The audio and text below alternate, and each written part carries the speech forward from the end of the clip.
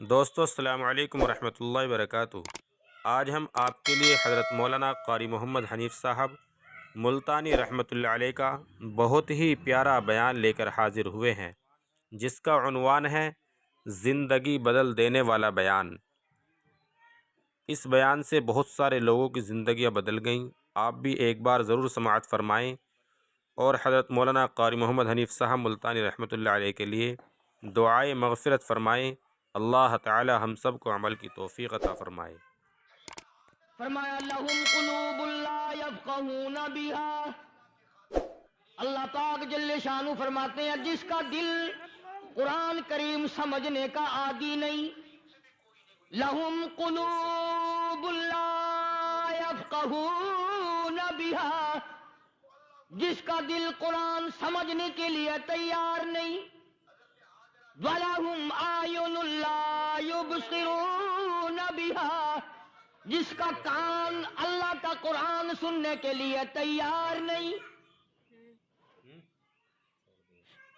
أَمْ لَهُمْ آذَانٌ لَا يَسْمَعُونَ بِهَا، أَمْ لَهُمْ آذَانٌ يَسْمَعُونَ بِهَا، جس کا کان خدا کا قرآن سننے کو تیار نہیں۔ خدائی فیصلہ سنو، اللہ کے قرآن کا فیصلہ سنو، اللہ کے کلام کا فیصلہ سنو۔ جس کا کان میرا کلام سننے کے لیے تیار نہیں، جس کو میرا قرآن سن کے مزہ نہیں آتا، جس کو میرا کلام سن کے حلاوت نہیں آتی، جس کو میرا کلام سن کے لذت نہیں آتی، جس کی روح تازی نہیں ہوتی، جس کو لطف نہیں آتا، جس کو کیف نہیں آتا، جس کو سرور نہیں آتا، جو میرا قرآن سننے کو تیار نہیں، جو میرا قرآن آنکھوں سے دیکھنے کو تیار نہیں، جو میرا قرآن سننے سمجھنے کے لیے تیار نہیں، آؤ پھر خدائی فیصلہ سنو۔ فرمایا اولئک کالانعام،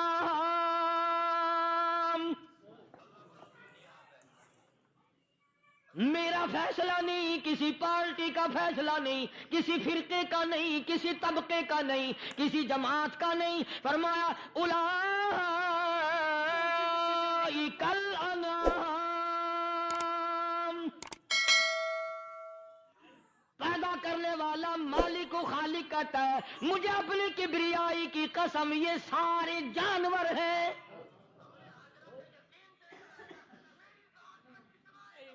یہ سارے کے سارے جانور ہیں، یہ درندے ہیں جو ایک دوسرے کو چیر پاڑ کر کھاتے ہیں، یہ درندے ہیں جو ایک دوسرے کا خون پیتے ہیں۔ فرمایا بل ہم اضل، جانوروں سے بھی بدتر۔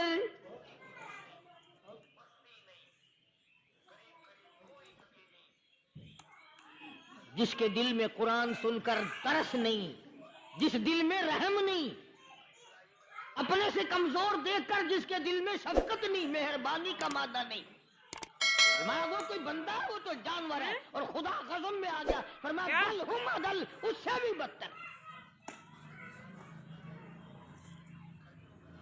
اللہ والے جو ہیں وہ ان خصلتوں کو دور کراتے ہیں، اور وہ آدمی کے مزاج اور دل میں سے ایسی چیزیں نکالتے ہیں جو اس کی بربادی کا ذریعہ بنتا ہے۔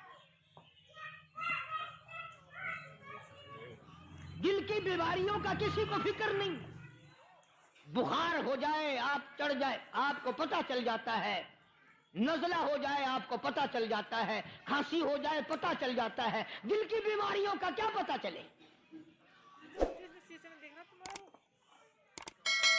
صحابہ اکرام رضوان اللہ تعالی علیہم اجمعین کی جماعت کے اللہ پاک کے محبوب حضرت محمد الرسول اللہ صلی اللہ تعالی علیہ وسلم نے دلوں کی صفائی کی۔ پہلے لوگ جھونپڑیوں میں کچے کوٹھوں میں رہتے تھے، نہ اتنی صفائی تھی نہ اتنی ترقی تھی۔ آج برتنوں کی صفائی دیکھو، کپڑوں کی صفائی دیکھو، مکان کی صفائی دیکھو، رات دن بس اسی دھندے میں لگے ہوئے، سارا دن برتن دھونے سے فرصت نہیں، سارا دن کپڑوں کے بناؤ اور سنوار میں فرصت نہیں۔ اللہ والے ایسے موقع پر بڑی عجیب بات کہتے ہیں، وہی مجذوب ہے، مجذوب علی رحمت کہتے ہیں بظاہر تو ہر شے میں بے حد صفائی، بظاہر تو ہر شے میں بے حد صفائی، مگر دل میں ہے گندگی انتہائی، بظاہر تو ہر شے میں چہرے کی صفائی، بدن کی صفائی، نہ جانے کتنی قسم کا صابن ہے، نہ جانے کتنی قسم کے پاؤڈر ہیں، نہ جانے کتنی قسم کے شیمپو ہیں، نہ جانے کتنی قسم کے کپڑے ہیں، کیا چال ڈھال ہے، کیا نئے نئے ڈیزائن ہے۔ مجذوب کہتا ہے سب کچھ دیکھ لیا، بظاہر تو ہر شے میں بے حد صفائی، مگر دل میں ہے گندگی انتہائی۔ جس یار کی بیٹھک میں بیٹھ کے کھانا کھایا، جس رشتہ دار کی بیٹھک میں بیٹھ کے کھانا کھایا، اسی کی بہن کو دیکھ کر آبرو پہ ڈاکہ ڈالنے کا پروگرام ہے۔ جس دوست کے گھر میں بیٹھ کے کھانا کھایا، اسی دوست کی بیوی کی عزت لوٹنے کا پروگرام ہے۔ پرانے زمانے میں اب بھی دلی جیسے شہر میں اگر دعوت کی جاتی ہے تو وہاں ایک تشتری میں نمک آتا ہے سب سے پہلے۔ عرب میں بھی دستور تھا پرانے زمانے میں، اگر کوئی دعوت کرتا، کوئی تقریب کرتا، سب سے پہلے نمک آتا تھا۔ ایک ایک انگلی ہر شخص نمک چاٹتا تھا۔ کیا مطلب؟ جس نے نمک چاٹ لیا اب وہ نمک حرامی نہیں بنے گا۔ اس گھر میں چوری کرنا، اس گھر کی آبرو کا غلط تصور لانا، اس گھر کے مال میں خیانت کرنا وہ حرام سمجھتا تھا جس گھر کا میں نے نمک چکھ لیا۔ اور مسلمانوں کی بات نہیں، ہندوؤں کی بھی یہ باتیں تھی۔ مولانا محمد علی صاحب جلندری سب قید رحمت اللہ علیہ فرمایا کرتے تھے کہ ایک سکھ تھا بہت بڑا ڈاکو، مسلمان اور ہندو مل کر اس کو ساتھ ملا کر کے لے گئے کہ یہاں اس گاؤں میں اس پنڈ میں ڈاکہ ڈالیں۔ سفر کر کے گئے، تکلیف اٹھا کے گئے۔ اس سکھ ڈاکو نے پوچھ لیا کہ یہ کون سا گاؤں ہے کہ یہ فلانا ہے۔ اچھا سارے کے سارے یہ تلاش کرو، یہ سوچ بچار کرو، اپنے پنڈ کی، اپنے علاقے کی، کسی مسلمان کی، کسی ہندو کی، کسی سکھ کی، کسی چوڑے چمار کی اس گاؤں میں لڑکی تو نہیں؟ ہمارے یہاں سے کوئی لڑکی تو شادی ہو کے یہاں نہیں آئی ہوئی؟ ان ساروں میں سے کہنے لگا کہ ہمارے بھنگی کی لڑکی جمعدار کی یہاں آئی ہوئی ہے۔ کہنے لگا واپس چلو، بیٹی بیٹی ہے، چاہے بھنگی کی ہو یا نواب کی ہو۔ ارے کل بیٹی کا ڈولا دیا تھا، آج ڈاکہ ڈالیں گے، شرم نہیں آئے گی؟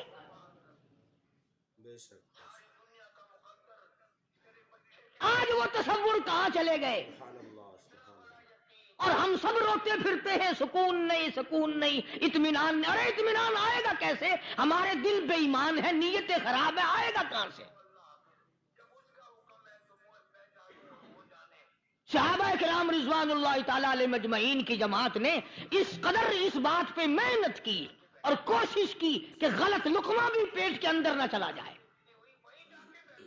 چنانچہ میں علی اعلان کہتا ہوں 1,29,000 صحابہ کرام، کالی کملی والے کے دیوانے اور پروانے، حضور کے یار جانثار، حضور کے ساتھ فاقہ کھانے والے، پھاقوں مرنے والے، پتھر کھانے والے، اپنے بچوں کے ٹکڑے ہوتے ہوئے دیکھ کر لا الہ الا اللہ محمد الرسول اللہ کی صدا بلند کرنے والے صحابہ کرام کا یہ حال تھا۔ پیدل سفر کر کے جاتے تھے یہودی عیسائی، شام نکل گئے، فلسطین نکل گئے، ہندوستان آ گئے، 2 سال لگ جاتے تھے، اپنی جوان بیٹیوں کو مسلمانوں کے گھروں میں چھوڑ کے آ جاتے تھے۔ کبھی نگاہ نبوت نے جن کو رنگ دیا تھا، کبھی کسی صحابی پہ ذرہ برابر الزام نہیں لگا۔ ان یہودیوں کا، ان عیسائیوں کا یہ عقیدہ تھا کہ محمد صلی اللہ علیہ وسلم کے جو غلام ہیں ان کی نگاہ بھی پاک ہے، ان کے دل بھی پاک ہیں، ان کے ارادے بھی پاک ہیں، ان کے ہاتھ بھی پاک ہیں۔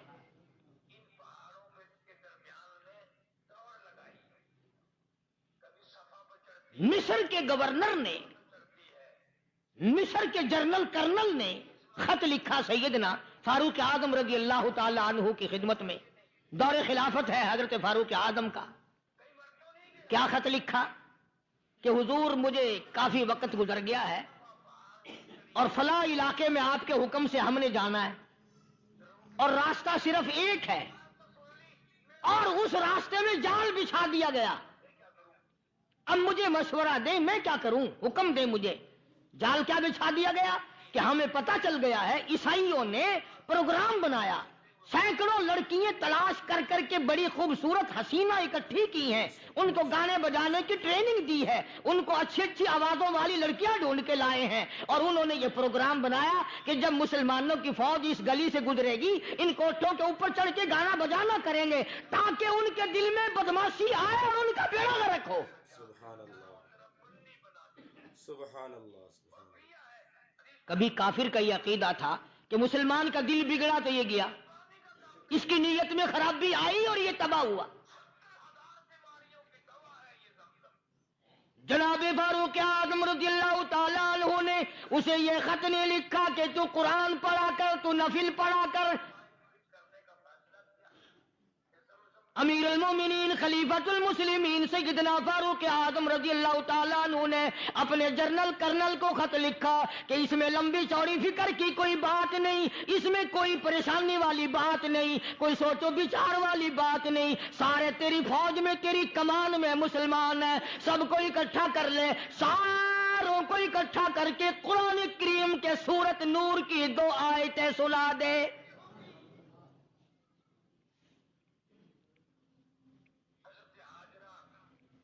یہ بھی نہیں فرمایا کہ سزا سناؤ، اتنے کوڑے لگیں گے، جو خلاف کرے گا یوں قید ہوگی، یہ کورٹ مارشل کر دیا جائے گا، کچھ نہیں۔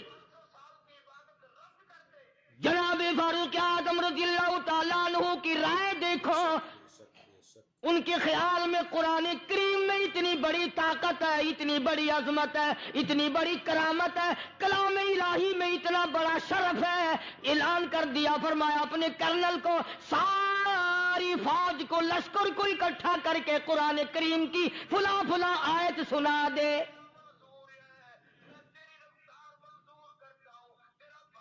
اور اس کے بعد بے دھڑک فوج کو، لشکر کو اسی راستے سے گزار کے لے جا، بے دھڑک لے جا۔ آئے کبھی قرآن کی 2 آیتوں سے کام بن جاتا تھا، اب سارے قرآن سے میرا تیرا کام نہیں بنتا۔ قصور قرآن کا نہیں ہے، یہ میرا تیرا ہے، یہ تو اتنی وفادار کلام ہے، اتنی پاک کلام ہے، خدا کی قسم۔ ہزاروں رجسٹروں کے گتے، ہزاروں چائے کے ڈبے، ہزاروں مٹھائی کے ڈبے، لاکھوں کروڑوں دوائیوں کے ڈبے گندے نالوں پہ، کوڑیوں پہ، روڑیوں پہ پڑے ہیں، اور جس گتے نے قرآن کے ساتھ یاری لگا لی، خدا کی قسم کوئی آدمی بغیر وضو اس گتے کو بھی ہاتھ نہیں لگا سکتا۔ بے شک، بے شک۔ ہزاروں نہیں، لاکھوں کپڑے مارکیٹ میں پڑے، پر جس کپڑے نے قرآن سے یاری لگا لی، جو کپڑا جزدان بن کر قرآن پہ چڑھ گیا، لوگ اس کو بھی چومتے ہیں، اور چومنا چاہیے۔ یارو کپڑے نے قرآن سے یاری لگائی تو کپڑا عظمت والا بن گیا، گتے نے یاری لگا لی تو گتا بن گیا۔ ہزاروں قسم کے کاغذات روزانہ ذلیل ہوتے پھرتے ہیں، جس کاغذ پہ قرآن لکھا گیا وہ عظمت پا گیا، جس سیاہی سے قرآن لکھا گیا وہ سیاہی عظمت والی بن گئی۔ ارے اگر مسلمان قرآن کو اپنے اندر پیدا کر لے، اس کی عظمت کو بسا لے، اس کو اپنا لاہ عمل بنا لے، اس کو اپنے سر پہ رکھ لے، تو کیا یہ بندہ قرآن کے ساتھ وفاداری کرے تو قرآن کیا خیال ہے، قرآن بے وفائی کر دے گا؟ یقین نہیں، یقین اصل بات اعتقاد کی ہے۔ یقین کا تو یہ عالم بنا ہوا ہے کہ اگر کوئی چوری کا معاملہ ہو جائے اور کسی پر شبہ ہو، اگر اسے کہو کہ قرآن اٹھا دے تو دیر نہیں لگائے گا، اور اگر کہے کہ فلانی خانگاہ کا کنڈا مار دے کہ یہ کام میں نہیں کرتا۔ خانگاہ کے کنڈے پہ ایمان ہے، قرآن پہ ایمان نہیں۔ اس پر یقین ہے کہ پیر اندھا کر دے گا، اور یہاں یقین نہیں کہ جس خدا نے پیدا کیا اگر میں نے جھوٹا قرآن اٹھایا تو وہ برباد کر دے گا۔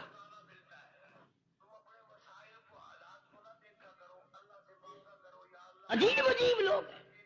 چنانچہ مصر کے کرنل نے، مصر کے جنرل نے ساری فوج کو اکٹھا کر لیا۔ اس نے بھی یہ بات تو نہیں کہی کہ فاروق اعظم کو دوبارہ خط لکھتا کہ حضرت یہ تو 2 آیتیں آپ نے لکھی، یہ تو سارا قرآن روز پڑھتے ہیں، پر بنے گا کیا؟ جیسے فاروق اعظم کا یقین تھا، فاروق اعظم کی فوج کے کرنل کا بھی یقین ہے، فاروق اعظم کے فوج کے جنرل کا بھی یقین ہے. اس نے ساری فوج کو اکٹھا کیا، لشکر کو جمع کیا، اور اس کے بعد کہنے لگا قل للمؤمنین یغضوا من ابصارکم وَيَحْفَظُوا فُرُوجَهُمْ ذَلِكَ أَزْكَىٰ لَهُمْ إِنَّ اللَّهَ خَبِيرٌ بِمَا يَصْنَعُونَ. او لوگوں، خدا تمہیں کہتا ہے اپنی آنکھوں کی حفاظت کرو. اگر تمہاری نظریں غلط جگہ پڑی، اپنی عزت کی حفاظت کرو، اپنی آبرو کی حفاظت کرو. اگر غلط نظریں پڑی، غلط استعمال ہوئی، ان اللہ خبیر بما یصنعون.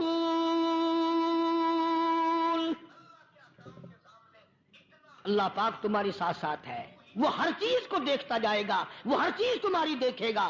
چنانچہ تاریخ شاہد ہے، ابن حشام نے لکھا ہے، ابن خلدون نے لکھا ہے، اور کئی مورخین نے لکھا ہے کہ جب مسلمان جرنل نے، مسلمان کرنل نے اپنی فوج کو قرآن کی 2 آیتیں سنائی اور اس کے بعد حکم دیا چلو، تمام کا تمام لشکر چل رہا ہے، ادھر ڈھول بجا، دھماکے بجے، گانا شروع ہوا، گانا بجانا شروع ہوا، ساری فوج نکل گئی، سارا لشکر چلا گیا. لڑکیوں نے دیکھا کہ یہ تو ختم ہو گئے، نیچے آواز دے کے کہنے لگی اور جانے والوں یہ ساری فوج کئی اندھوں کی فوج تو نہیں.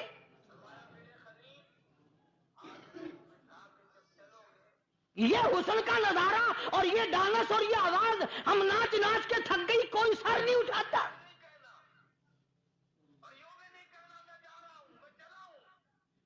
اور آج دیکھ لیں آپ، ہر گھر کے اوپر وہ لگا ہوا ہے ایریل، لعنت کا ایریل لگا ہوا ہے، لعنت کا ایریل. آجیو تم کیا کہتے ہو کہ ہمارے گھر کا اس میں کیا بگڑے گا؟ خدا کی قسم وہ بگڑتا ہے، وہ دیمک لگتی ہے، وہ تباہی پھرتی ہے، تمہیں پتہ بھی نہیں چلتا. تم نے کیا سوچ رکھا ہے؟ مسلمان کرنل کے حکم پہ ساری فوج نکل گئی. ناچنے والی گانے والی لڑکیاں عیسائیوں کی حیران ہیں.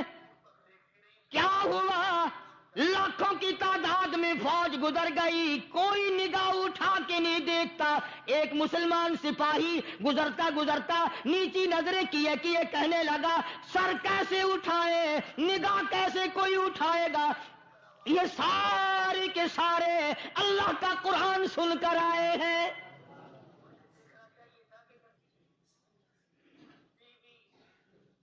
کیسے کوئی نگاہ اٹھائے گا؟ کیسے کوئی سر کو اٹھائے گا؟ یہ سارے کے سارے اللہ کا قرآن سن کر آئے ہیں. ان کا عمل ہوا نا قرآن پہ، ان کے عمل کا کتنا بڑا اثر پڑا. مورخین نے لکھا، ابن حشام لکھتا ہے عیسائی لڑکیوں نے چھلانگے لگا دی، کوٹھی سے نیچے آ گئی، کہنے لگی عام مسلمانوں وہ قرآن ہمیں بھی سنا کے جاؤ جس میں اتنی اسپرٹ ہے، اتنی طاقت ہے، جو حسن کے نظارے سے روک دے، جو گانے بجانے سے روک دے. یہ تو آدمی کے دل کا سکون ہے. نہ گانا سنتے ہو، نہ حسن کا نظارہ کرتے ہو. جاتے والے یوں نہ جاؤ، ہمیں بھی وہ قرآن سنا کے جاؤ.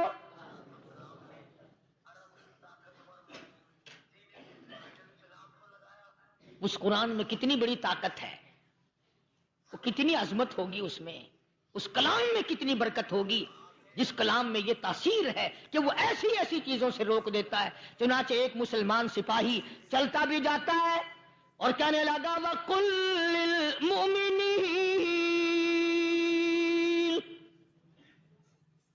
وَقُلْ لِلْمُؤْمِنِينَ. قرآن کی آیت پڑھ کے سنائی.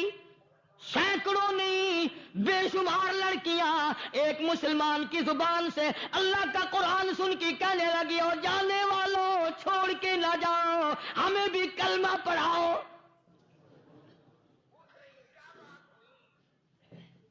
جتنی بھی وہ ناچنے گانے والی تھی تمام کی تمام کلمہ پڑھ کر مسلمان بن گئی.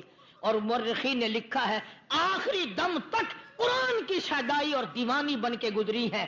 پھر وہ لڑکیاں جو رات دن حسن و جمال کا پیکر بنی رہتی تھی، علماء نے لکھا ہے جب موت آئی ایک ایک کے بدن میں کپڑے لباس میں موت آئی تو 50-50 ٹاکی لگی ہوئی تھی.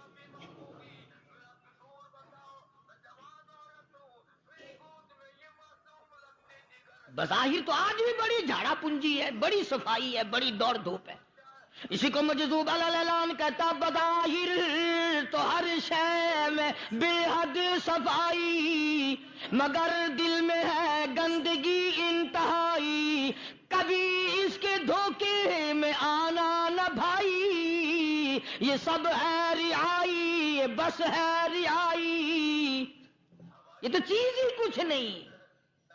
بڑے بڑے دھندے ہمیں پلٹتے دیکھے، بڑے بڑے نظام بگڑتے دیکھے. محمد عربی صلی اللہ تعالی علیہ وسلم کے دربار میں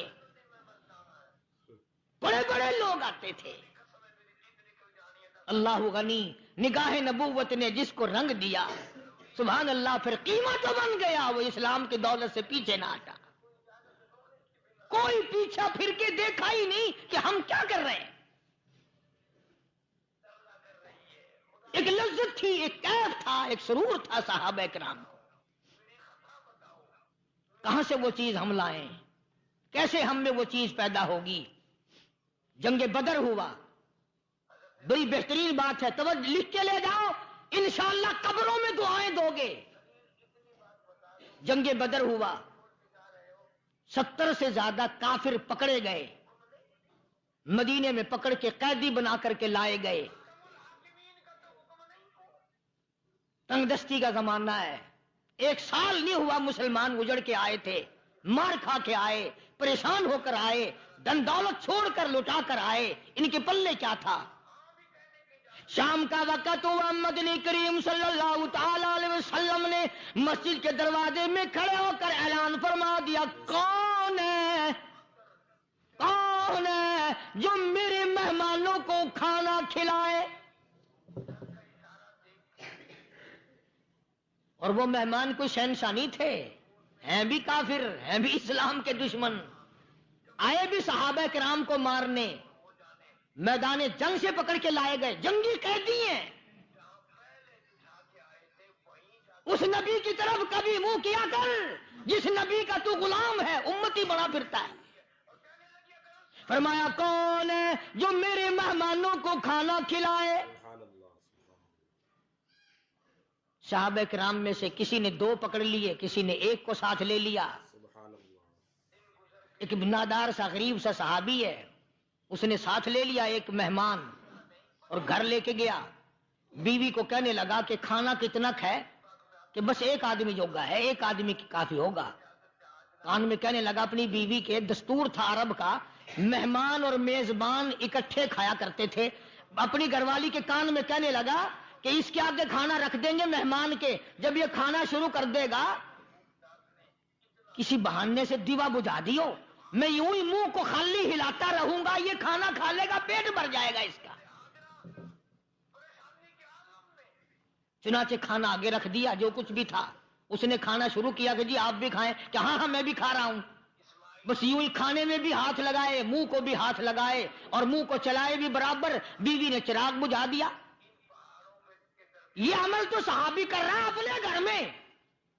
ادھر قرآن کریم نازل ہو گیا محمد کریم صلی اللہ علیہ وسلم کی ذات پہ، فرمایا وَيُؤْثِرُونَ عَلَىٰ أَنفُسِهِمْ وَلَوْ كَانَ بِهِمْ خَصَاصَةٌ وَمَن يُوقَ شُحَّ نَفْسِهِ فَأُولَٰئِكَ هُمُ الْمُفْلِحُونَ.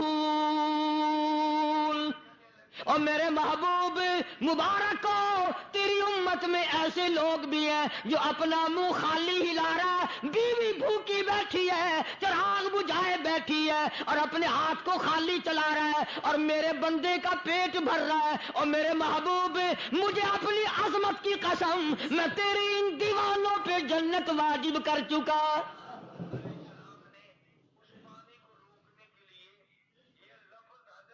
اب حضور صلی اللہ علیہ وسلم نے تو ان کو نہیں سکھایا تھا کہ تو جا کے ایسا کرنا، قدرتی مزاج ایسا بنا دیا تھا.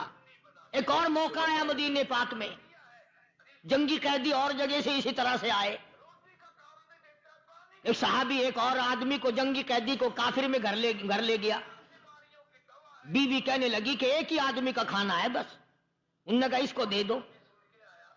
وہ کافر جنگی قیدی کہنے لگا جی آپ بھی کھائیں، کہنے لگا بھی بات ہے صاف، ایک آدمی کا کھانا ہے، تو کھانا کھا، میں درخت کے پتے چبا لیتا ہوں۔ وہ کہنے لگا میں کھاؤں گا پتے، انہوں نے کہا تو رئیس آدمی ہے مکے کا، میں پرانا غریب ہوں، مجھے پتے چبانے کی عادت ہے، تیرے پیٹ میں درد نہ ہو جائے، میں عادی ہوں پتے چبانے کا۔ اس نے پتے چبا لیے۔ کافر مسافر اور مہمان جو تھا جنگی قیدی، اس کو کھانا کھلا دیا۔ دوسرے دن پھر ایسی نوبت آئی، اس نے کہا آپ بھی میرے ساتھ کھانا کھائیں؟ نے کہا نہیں بھائی تو کھا، میں پتے چبانے کا عادی ہوں۔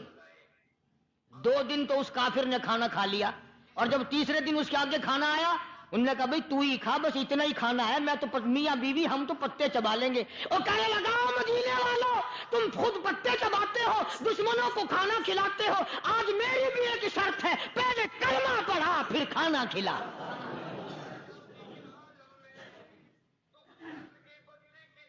آج میری بھی ایک شرط ہے۔ 2 دن کے عمل نے کفر کو مٹا دیا، اسلام چمک گیا۔ 2 دن کے عمل نے، میرا تیرا 60 سال کا عمل ہے، کبھی کسی کافر کو مسلمان بنایا؟ الٹے ہی کام، ہر غلط، ہر معاملہ الٹا ہی ہے، ہر آدمی بیزار ہوتا ہے، یار دین تو کچھ نہیں، یار اسلام کچھ نہیں، یارو ایمان کچھ نہیں۔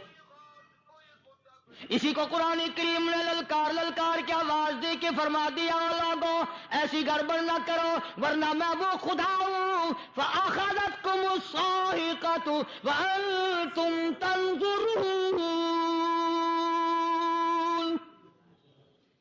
جبریل امین نے ایک چیخ ماری، ساری قوم کے جگر پھٹ گئے، میں وہ خدا ہوں لا ترکضوا وارجعوا إلى ما أترفتم فيه ومساكنكم لعلكم تسألون۔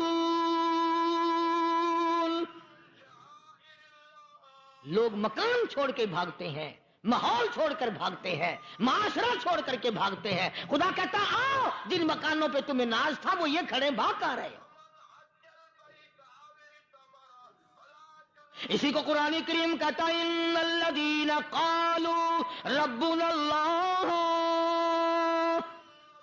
ثم استقاموا، وہ آدمی جس نے لا الہ الا اللہ محمد الرسول اللہ صلی اللہ علیہ وسلم پڑھا، اللہ کی توحید کا اقرار کر لیا، او میرے مالک تیرے سوا میرا کوئی مشکل کشا نہیں، حاجت روا نہیں، میرے دل کے بھید کو جاننے والا نہیں، میری بگڑی بنانے والا کوئی نہیں، اجڑوں کو بسانے والا کوئی نہیں، کھیتی کو آباد کرنے والا کوئی نہیں، ایک دانے سے سینکڑوں دانے بنانے والا تیرے سوا کوئی نہیں۔ بے شک سبحان اللہ سبحان اللہ۔ کھیتوں میں جاؤ، کبھی یہ تو سوچو کہ دنیا میں حکومتوں نے کتنے مل لگا رکھے ہیں، چینی کے، شکر کے کتنے مل ہیں، کتنے ڈیپو ہیں، پھر بھی قلت ہو جاتی ہے۔ اور یہ اللہ میاں نے کتنا میٹھا کیلے میں، سنترے میں، مالٹے میں، انگور میں، سیب میں، کبھی یہ بھی سنا کہ اللہ میاں کا شوگر مل فلاں علاقے میں لگا ہوا ہے؟ کبھی یہ تو دیکھو کہ یہ قدرت کاملہ کے سوا اور کون پیدا کر رہا ہے؟ فرمایا جس نے اللہ کی توحید کا اقرار کر لیا، محمد عربی صلی اللہ علیہ وسلم کی ختم نبوت کا اقرار کر لیا، خدا کے بعد خدا کوئی نہیں، مصطفیٰ کے بعد نبی کوئی نہیں، پھر قرآن نے شرط لگائی ثم استقاموا، پھر اس پر جمع رہے، ڈٹا رہے، یوں نہیں کہ کبھی ادھر لڑک گیا کبھی ادھر لڑک گیا۔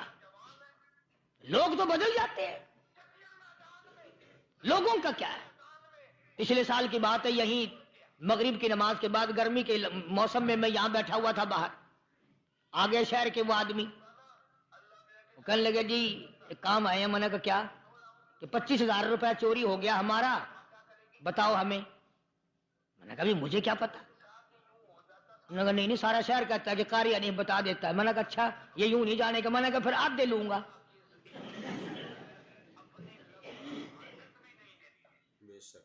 25,000 گم ہوئے ہیں نا، 12.5 میرے 12.5 تمہارے۔ کہنے دیکھو نا جی بال بچے چھوٹے چھوٹے غریب بچے ہیں جن کے وہ پیسے ہیں۔ میں نے کہا اچھا میں بادشاہ لگا ہوا ہوں۔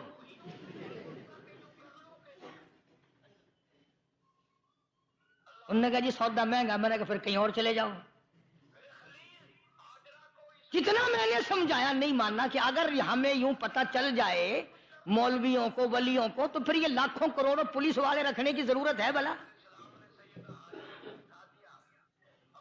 اتنی بڑی فوج کا رکھ کر کیا کریں گے ہم؟ اربوں روپیہ فوج کا خرچہ ہے۔ 2 ولی، ایک ولی کو اس بارڈر پہ بٹھا دیں گے، ایک ولی کو اس بارڈر پہ بٹھا دیں گے۔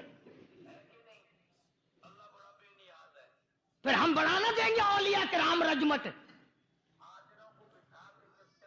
ذہنیت ماری گئی، سمجھ نہیں پاتے، دین کے قریب نہیں آتے لوگ، سمجھتے نہیں۔ فرمایا ثم استقاموا تتنزل علیہم الملائکۃ الا تخافوا ولا تحزنوا وابشروا بالجنہ التی کنتم توعدون۔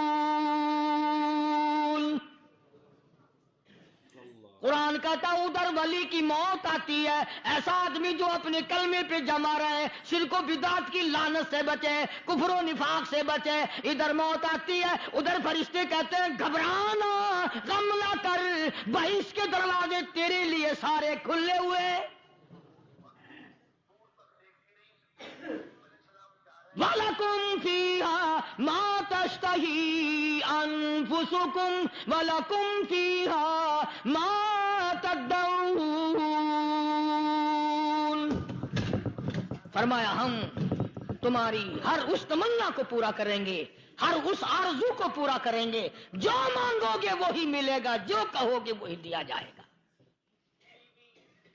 نحن اولیاؤکم فی الحیات الدنیا وفی الآخرہ۔ ہم دنیا میں بھی تمہارے کارساز ہیں، ہم آخرت میں بھی تمہارے کارساز ہیں۔ ہم دنیا میں بھی تمہارے دوست ہیں، آخرت میں بھی تمہارے دوست ہیں، اور خدا کے یہاں وہ انعام ملے گا۔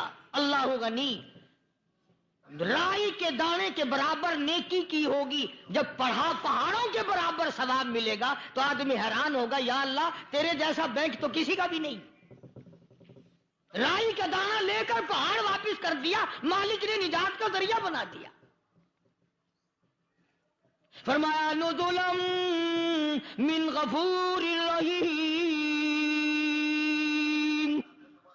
یہ مہمانی ہے پروردگار عالم کی طرف سے۔ قرآن اعلان کر کر کے کہتا وبالاسحار هم یستغفرون۔ اللہ پاک فرماتے ہیں میرے بندوں کی نشانی یہ ہے کہ وہ آخری رات میں بڑے ویلے سحری کے وقت اٹھ کر استغفار کرتے ہیں، اللہ کے حضور میں معافی مانگتے ہیں، روتے ہیں، عاجزی کرتے ہیں۔ کہتا کہ ایک تڑپ سی دل میں امنگتی ہے، ایک درد جگر میں ہوتا ہے، ایک تڑپ سی دل میں امنگتی ہے، ایک درد جگر میں ہوتا ہے۔ ہم رات کو رویا کرتے ہیں جب سارا عالم سوتا ہے۔ سب لوگ سوئے ہوئے ہوں اور اللہ کا دروازہ کھٹکھٹا، اندھیرے میں مالک کے کائنات کے سامنے جھولی پھیلا، اپنی بگڑی کا سوال کر، اپنی مشکلات اس مالک کے سامنے پیش کر جو سارے جہان کا خالق و مالک ہے۔ عقیدہ بھی بناؤ، اعمال بھی بدلو، مزاج بدلو، طبیعتوں میں انقلاب لاؤ، اور لوگوں ان گھروں کو مسلمانوں والے گھر بناؤ۔ تم برا مان کے جاؤ یا بھلا مان کے جاؤ، میں اپنے عقیدے کی بات کو چھپاتا نہیں۔ جس گھر میں کوئی مرد عورت قرآن کے کھولنے والا نہیں، میں اس گھر کو مسلمان کا گھر نہیں کہتا، وہ چوڑے اور کراڑ اور سکھ کا گھر ہے۔ تمہیں یہ سکھایا کس نے ہے کہ مرنے کے بعد قرآن پڑھا جاتا ہے اور ساری زندگی میں نہیں پڑھا جاتا؟ یہ قرآن مردوں کے لیے تھوڑی آیا، یہ زندوں کے لیے آیا ہے۔ حدیث پاک میں آتا ہے حضور کریم سب کہہ دو صلی اللہ علیہ وسلم نے فرمایا عیسیٰ علیہ الصلوۃ والسلام ایک قبرستان سے گزرے، گورستان سے گزرے تو ایک قبر کو دیکھا، وہ نبی ایسا تھا، اس کے معجزات ایسے تھے، قبر میں دیکھا تو ایک بڑھیا جل رہی ہے، سڑ رہی ہے، تباہ ہو رہی ہے، رو رہی ہے۔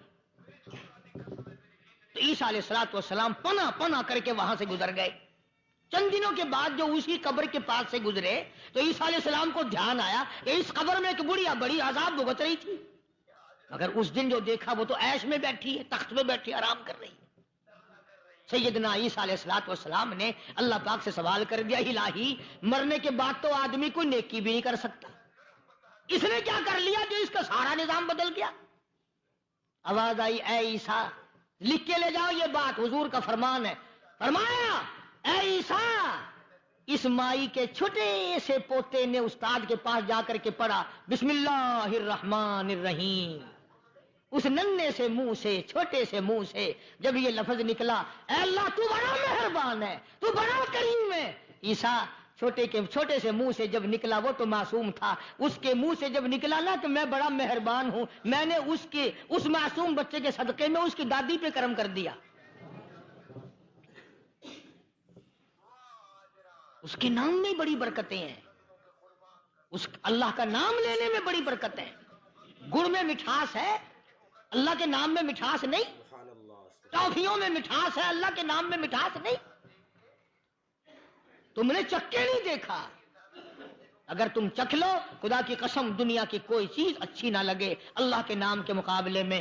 اللہ پاک مجھے اور آپ سب کو اپنا نام لینے کی توفیق عطا فرمائے، اپنے قرآن کی تلاوت کرنے کی توفیق عطا فرمائے، اور اپنا ذکر اور اپنا فکر اور اپنے شکر کی توفیق عطا فرمائے، اور اللہ پاک ہم سب کو یہ ہمت دے کہ مرتے دم تک ہم قرآن سے یاری کریں، قرآن سے وفاداری کریں۔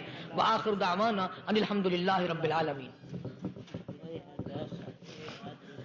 پچھلے جمعے کی بڑی شاندار کیسٹ جو آپ لوگ خود سن کے گئے تھے، اور بھی سب کیسٹیں ہیں، بڑی اعلیٰ درجے کی اولیاء کرام کی جو بھی بیمار ہے یا اللہ سب کے دکھوں کو دور فرما دے، یا اللہ اپنے محبوب صلی اللہ علیہ وسلم کے صدقے میں سب کی تکلیفوں کو دور فرما، سب کی پریشانیوں کو دور فرما، سب کی نیک تمناؤں کو پورا فرما۔ یہ جتنے مرد عورت آئے بیٹھے ہیں یا اللہ ان کو قدم قدم پہ نیکیاں اور قبولیت عطا فرما، یا اللہ سب کے کاروبار میں، سب کی فصل میں برکت عطا فرما، یا اللہ سب کی نیکیوں کو اتنا بڑھا کہ ہمارے لیے ذریعہ نجات بن جائیں۔ یا اللہ ہم سب کے والدین کی مغفرت فرما۔ میرے حاجی صاحب کے لیے بھی دعا کرو جس کا یہ سارا بوٹا لگایا ہوا، اللہ تعالیٰ اس کی قبر کو جنت کا باغ بنائے۔ میری والدہ کے لیے بھی، سب کے والدین کے لیے دعا کرو، یا اللہ سب کی قبروں کو جنت کا باغ بنائے۔ جس کے عزیز رشتہ دار، اہلیہ، بھائی، بھتیجے، خاندان کے لوگ، وسیب کے لوگ جتنے بھی قبروں میں چلے گئے، یا اللہ سب کی مغفرت فرما، سب کے گناہوں کو معاف فرما، یا اللہ سب کو اعلی علیین میں جگہ عطا فرما۔ یا اللہ اس مسجد کے، مدرسے کے جتنے لوگ خدمت گزار ہیں، مال و جان میں برکت عطا فرما، یا اللہ ان کو اتنا دے کہ ان کے گھر بھر دے۔ ہاں کوئی ساتھی بتلا رہے ہیں کوکو کولا کا کوئی ساتھی ہے جہاں بھی ہے، اللہ تبارک و تعالیٰ سے استقامت عطا فرمائے۔ یا اللہ ان سب کو حج بیت اللہ نصیب فرما، سب کو روزے رسول اللہ صلی اللہ علیہ وسلم کی زیارت نصیب فرما، بے اولاد کو اولاد عطا فرما۔ یا اللہ ہم سب کی اولاد کو نیک، صالح اور نمازی بنا، یا اللہ سب کی اولاد کو ہدایت عطا فرما۔ یا اللہ ہم سب کے گھروں کو نماز اور قرآن سے آباد فرما، مرتے وقت کلمے اور ایمان والی دولت عطا فرما۔ یا اللہ ہم سب کی عزت، آبرو، جان، مال اپنی امان اور اپنی حفاظت میں رکھ۔ یا اللہ ساری امت کی مغفرت فرما، سارے پاکستان پہ کرم اور فضل فرما، ساری مخلوق کے ساتھ یا اللہ رحم کا معاملہ فرما۔ یا اللہ ہماری دعاؤں کو نہ دیکھ، ہمارے اعمال کو نہ دیکھ، اپنے محبوب صلی اللہ علیہ وسلم کے صدقے میں تمام دعاؤں کو قبول فرما۔ صلی اللہ علی حبیبہ محمد وعلی آلہ واصحابہ اجمعین برحمتک یا ارحم الراحمین۔